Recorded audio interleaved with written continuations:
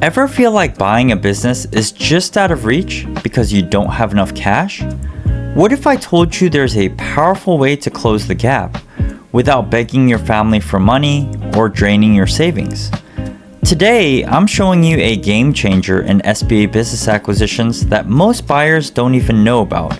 It's called the seller's note, and thanks to some big rule changes from the SBA in 2023, seller financing is more important and even more strategic than ever before. Let's dive in.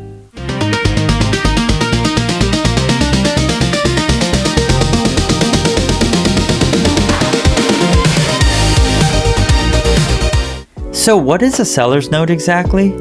It's a fancy name for something pretty simple. It's a loan from the seller to you, the buyer. Instead of you paying 100% of the purchase price up front, the seller agrees to take part of it over time with interest, just like a bank would. For simple math, let's say the business price is $1 million. Your required equity injection is 10%, or in this case, $100,000, leaving the SBA loan to be $900,000. But what if the seller offered $50,000 in the form of a seller note, which is half of your required equity injection? That means the seller will get $950,000 at closing, and you'll repay the seller note of $50,000 over time.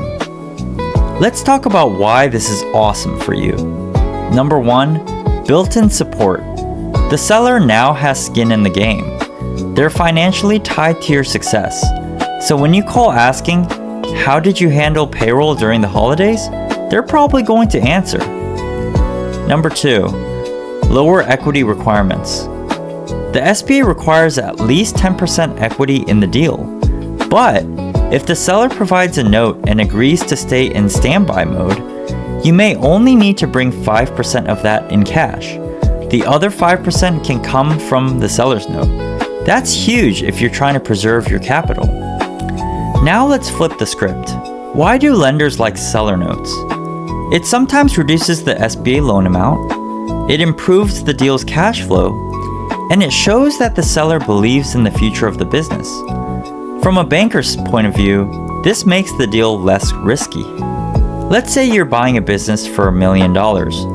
Normally you'd need $100,000 down, but with a $50,000 seller note in standby, you bring $50,000, the seller note being $50,000, and boom, your out-of-pocket just got cut in half.